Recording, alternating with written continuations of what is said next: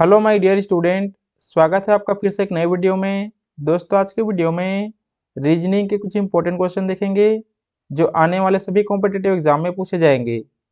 यदि आप चैनल पर नए हैं तो चैनल को सब्सक्राइब कर लीजिएगा और बेल आइकन दबा लीजिएगा ताकि आने वाली सभी वीडियोस का नोटिफिकेशन आपको मिलता रहे। चलिए आज की वीडियो को शुरू करते हैं। चलिए पहला क्वेश्चन देखते हैं। पहला क्वेश्चन है आपका, जिस प्रकार ऊष्मा का संबंध कैलोरी से है उसी प्रकार ध्वनि का संबंध किससे होगा। यहाँ पे चार ऑप्शन है, जूल, वाट, किलोमीटर, डेसिबल। यहाँ पे देखिएगा आप लोग, ऊष्मा को किस में मापते हैं? कैलोरी में, मतलब कैलोरी ऊष्मा का मात्रक है। तो उसी प्रकार से ध्वनि को किस में मापते हैं? ध्वनि को मापते हैं डेसिबल में। तो यहाँ पे राइट आंसर हो जाएगा आपका डेसिबल। ध्वनि का मात्रक है डेसिबल, ऑप्शन नंबर डी। चलिए अगला क्वेश्चन देखते हैं। अगला क्वेश्चन है आपका, जिस प्रकार स्टार को ऐसे लिखा गया है तो उसी प्रकार से वार्ड को कैसे लिखा जाएगा। चलिए चेक करेंगे। ऑप्शन है आपका ड्रॉ, फेम, साइन, माइस। चलिए चेक करते हैं। यहाँ पे देखिएगा आप लोग, स्टार को कैसे लिखा गया है? STAR। तो यहाँ पे लिखा गया है आर को पहले, उसके बाद ए को, फिर टी को और एस को। मतलब एस को पहले में है उसको अंतिम में किया गया है, उसके बाद टी को तीसरे में किया गया है, ए को सेकंड में किया गया है और आर को पहले में। तो यहाँ पे देखिएगा आप लोग, स्टार से बन गया है रेट्स। उसी प्रकार से वार्ड को कैसे लिखा जाएगा? VARD। यहाँ पे डी को पहले में लिखा जाएगा, उसके बाद आर को लिखा जाएगा, उसके बाद ए को, फिर डब्ल्यू को। मतलब स्टार को यहाँ पे पीछे से लिखा गया है, उसी प्रकार से वार्ड को भी पीछे से लिखेंगे तो क्या बनेगा? ड्रॉ। तो ऑप्शन नंबर ए ड्रॉ क्या हो जाएगा हमारा राइट आंसर। चलिए थर्ड क्वेश्चन देखते हैं। थर्ड क्वेश्चन है आपका, जिस प्रकार इसको ऐसे लिखा गया है उसी प्रकार से इसको कैसे लिखा जाएगा। चलिए चेक करते हैं।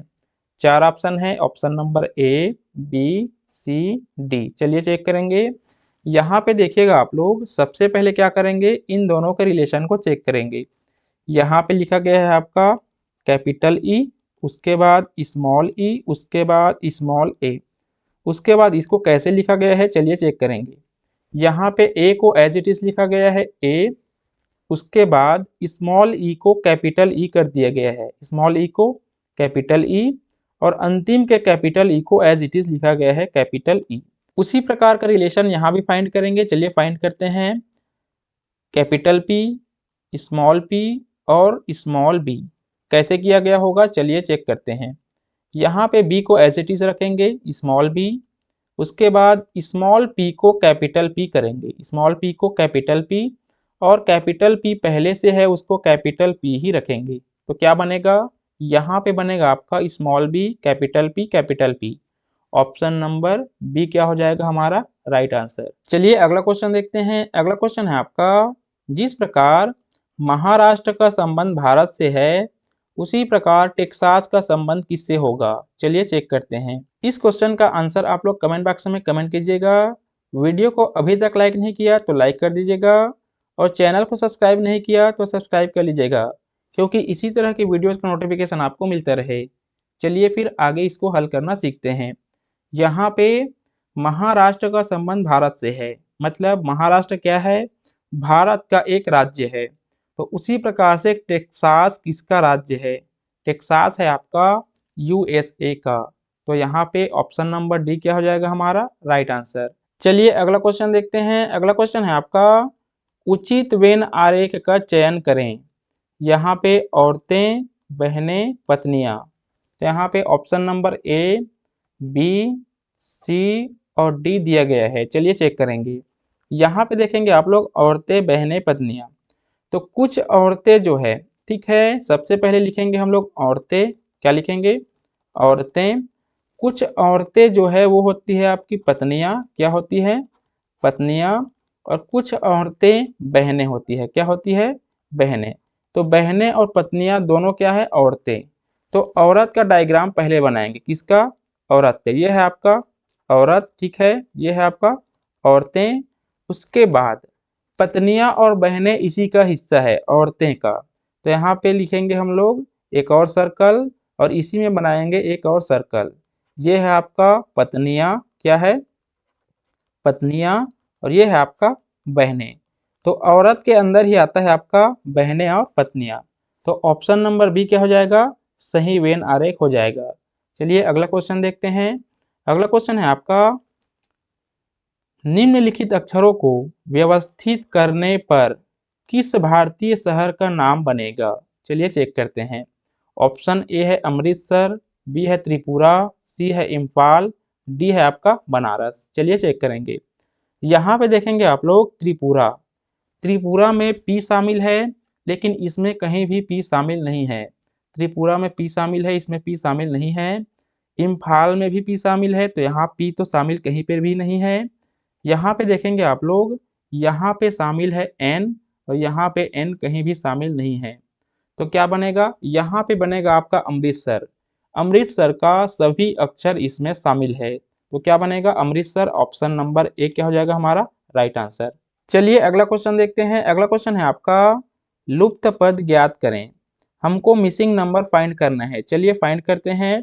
ऑप्शन है आपका 30, 35, 39, 25। 30, 35, 39, 25। चलिए चेक करते हैं। यहाँ पे क्वेश्चन मार्क वाली संख्या हमको फाइंड करना है, तो कैसे करेंगे चलिए सीखते हैं।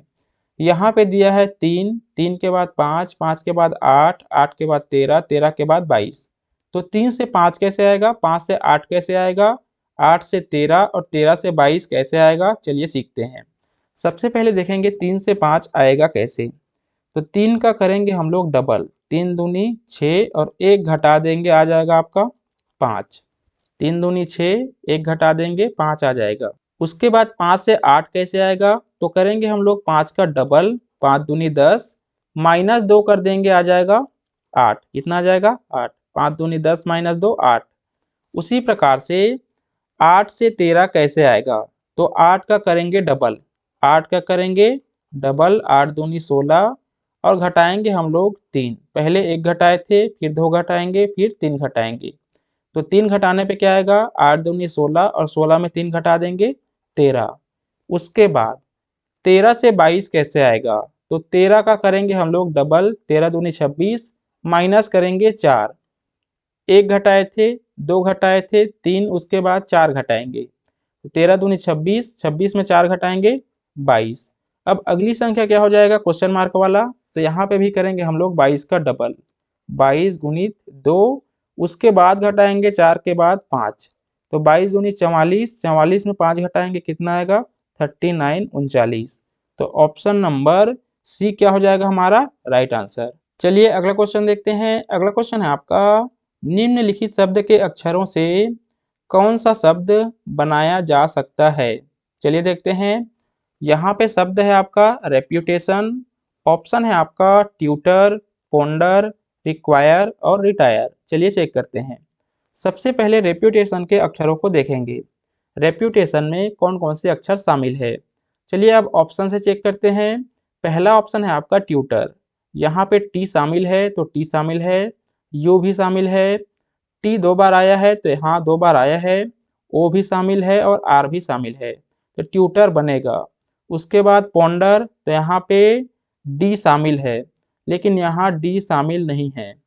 इसी प्रकार से रिक्वायर में क्यू शामिल है, लेकिन यहाँ भी क्यू शामिल नहीं है।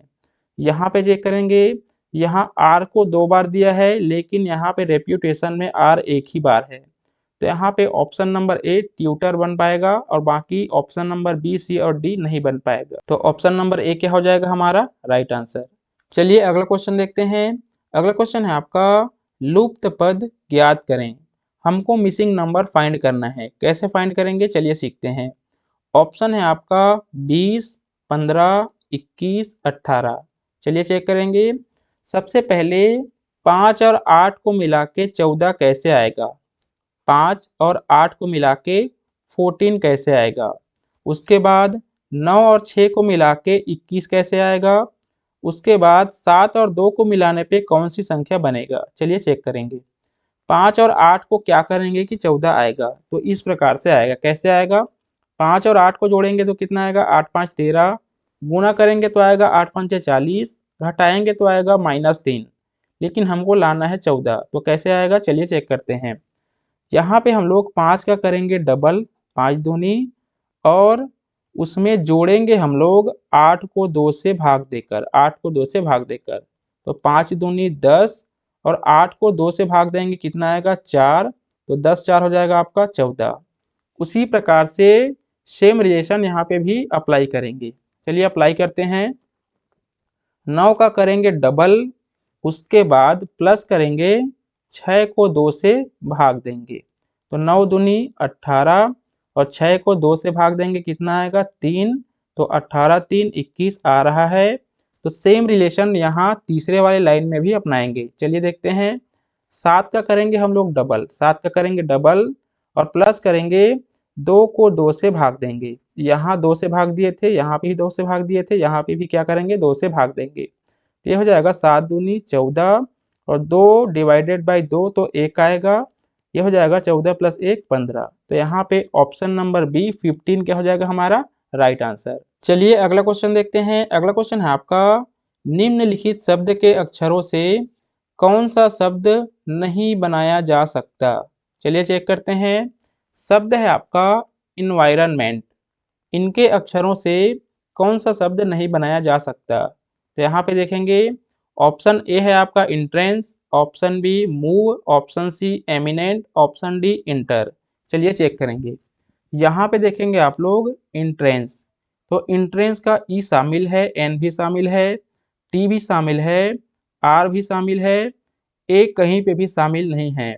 इन्वायरमेंट में ए कहीं पे शामिल नहीं है। तो यहाँ पे ऑप्शन नंबर ए नहीं बनेगा।